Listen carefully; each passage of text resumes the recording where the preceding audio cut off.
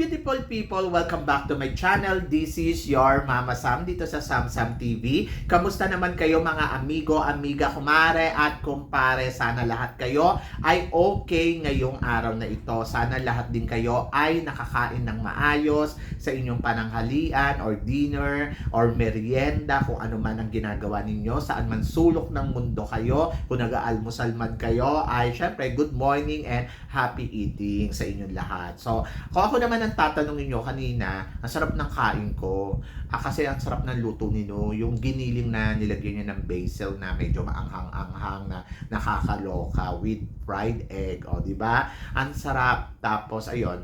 Ako kasi tinatansya ko na yung kain ko eh. Saka nagbo-brown rice na kami, hindi na kami yung jasmine rice. Brown rice na, o di ba, social.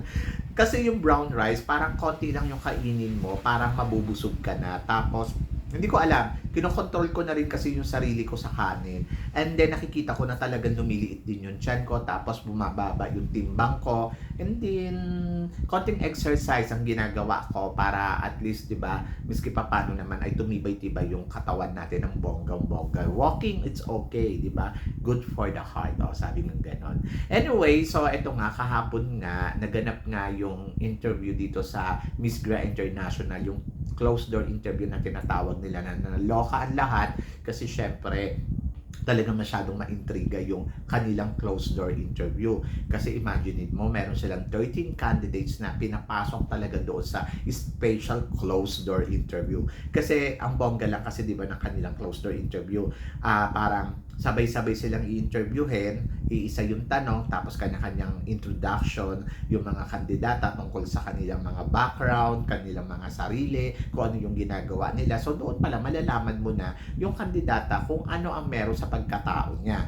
Plus, may tatawagin sila doon na papasok sa secret room. O di ba? At doon nila i-interviewin ng bonggong-bongga. So medyo maintriga kasi parang kung hindi ka napapasama dito, eh talagang maloloka ka talaga, di ba? So yun, so si Dominican Republic isa yun sa mga naloka. Kasi syempre ang taas na expectation niya sa performance niya, sa kanyang mga ginagawa dito sa Miss Grand, and then biglang hindi siya pinatawag sa loob. So ayun, kaya parang si Dominican Republic yesterday ay nako, medyo parang kulang na lang ay umiyak siya.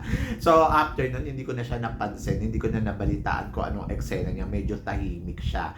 Pero, yung iba kasi nagko-question na ito na nga ba, sila na nga ba yung top 30 na pumasok doon sa loob. To be honest guys, ang di ko siya nakikita na ito na talaga yung pasok nila sa top 13. Siguro isa lang tong pamamaraan ni Mr. Nawat sa strategy game niya para dito sa competition, para mapag-usapan naman talaga ng bonggang-bongga yung eksena ng mga ganap nila, kung ano man yung meron dito. So, kahapon, na mga pinapasok nila sa top 13 nila, syempre, naloka tayo kasi talagang very strong contender yung mga pumasok doon. At masasabi ko naman ako antindi syempre nandoon si Miss Laos, na alam naman natin na nagpa-perform talaga si Laos. Mahina man si Laos sa botohan, pero kapag tinignan mo si Laos, ay talaga namang palong-palo din, o di ba? At saka ang ganda ng beauty ni Laos, very Miss Grand.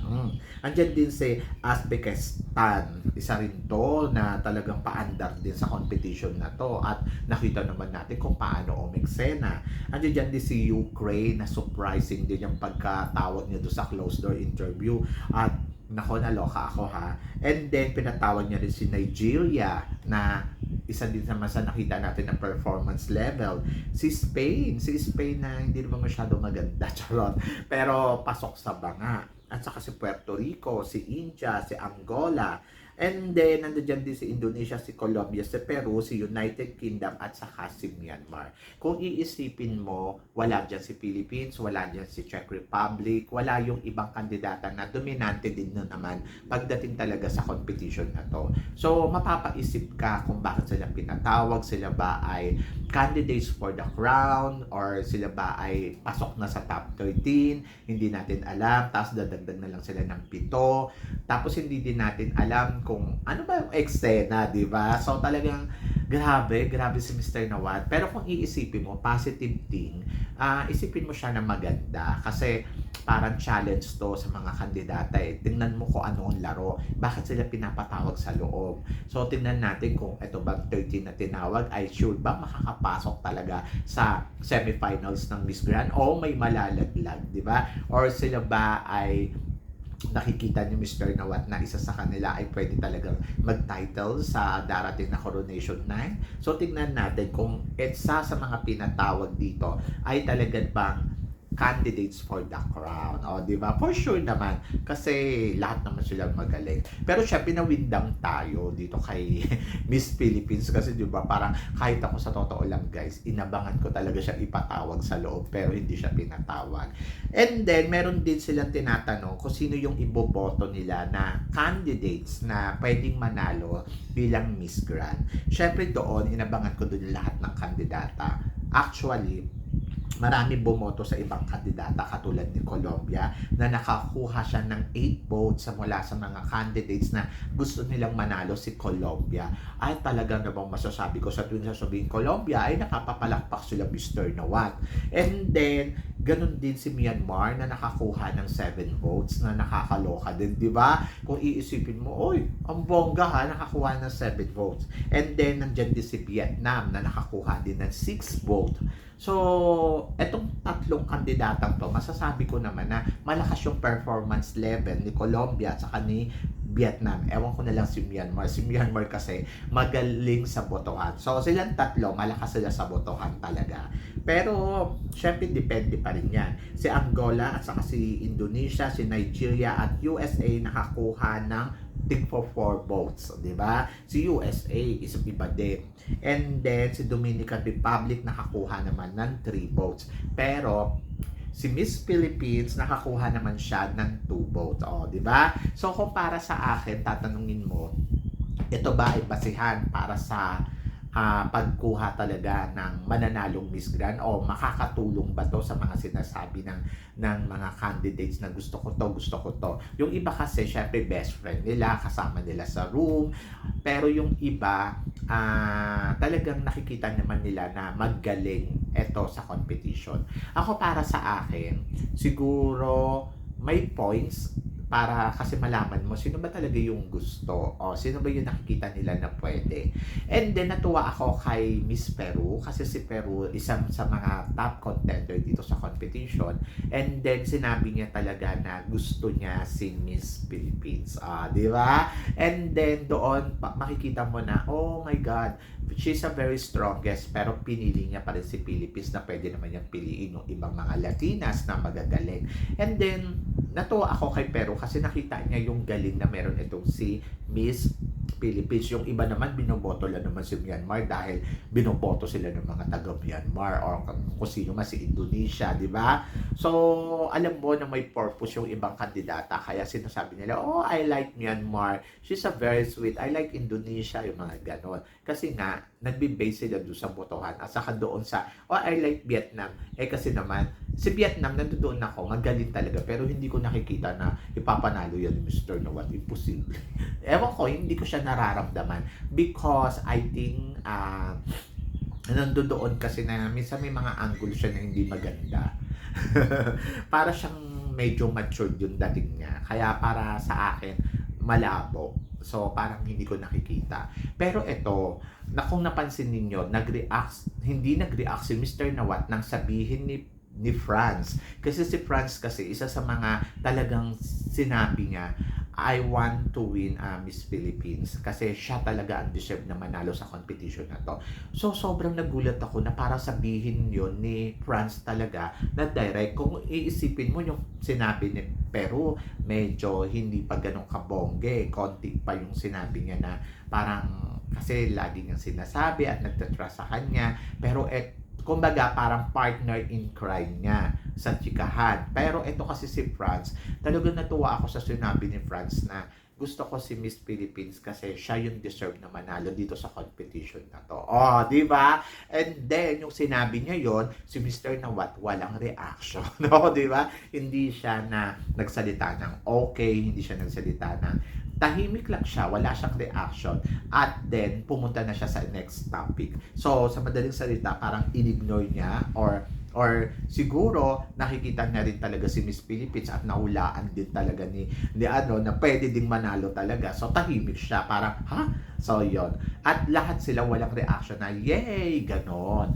So ako para sa akin, hindi ko mamasamain yung pagtahimik ni Mr. Nawat kasi parang feeling ko naman okay, nananahimik siya dahil sa puntong narinig niya. Dahil siguro minsan kasi 'di ba pag nagsasabi tayo ng totoo, nabablog tayo.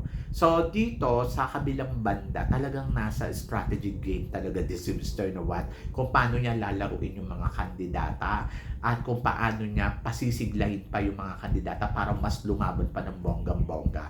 Pero in fairness talaga kay Nikki Dumora, hindi mo siya makikitaan ng kahit anong bahid na kaba, hindi mo siya makikitaan ng kahit anong bahid na tension sa sarili niya, and then talagang go to the flow siya at hindi na expired ang beauty niya. Di ba? Kung papansinin mo yung mga kandidatang iba nung gabi na ng medyo na-expired na yung beauty pero siya consistent yung beauty niya. Kaya sabi ko din na oo nga baka nga din na pwede din to ibigay kay Philippines din talaga kasi sa lahat naman talaga ng mga kandidata dito si Philippines yung maganda.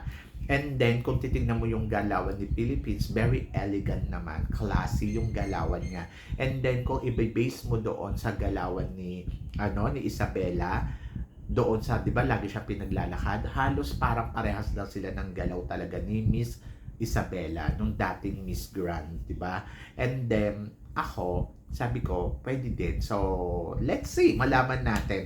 And then, natuwa ako doon sa sinabi ni Peru, natuwa ako sa sinabi ni France, and konti lang yung boto na nakuha ni Nikki mula doon sa mga kandidata. Pero, tulad nga ng sinabi ko, hindi ito makaka-apekto sa lahat ng ginagawa ni Nikki dito sa competition ng Miss Grand International. So, naniniwala ako na papalo pa din si Nikki ng bongga-bongga at mali mo, napipisil siya ni Mr. Nawat. Hindi natin alam. Di ba? So, yun. So, kayo ba guys? Ano guys ang masasabi ninyo dito sa chika natin ngayon? So, please comment below para at least malaman ko naman kung ano ang chika mo dito sa mga pinag-uusapan natin. So, yun guys. Guys, maraming salamat. Syempre sa inyong lahat sa walang sawang suporta na binibigay ninyo dito sa channel ko at sa mga hindi pa po nakaka-subscribe dyan. Please don't forget to click like and subscribe my channel at i-click nyo na rin po ang notification bell para lagi kayong updated syempre sa aking mga chika. Sabi nga ganon, always keep smiling lang para lagi kang maganda. So guys, hanggang dito na lang, hanggang sa muli natin chikahan. See you tomorrow guys!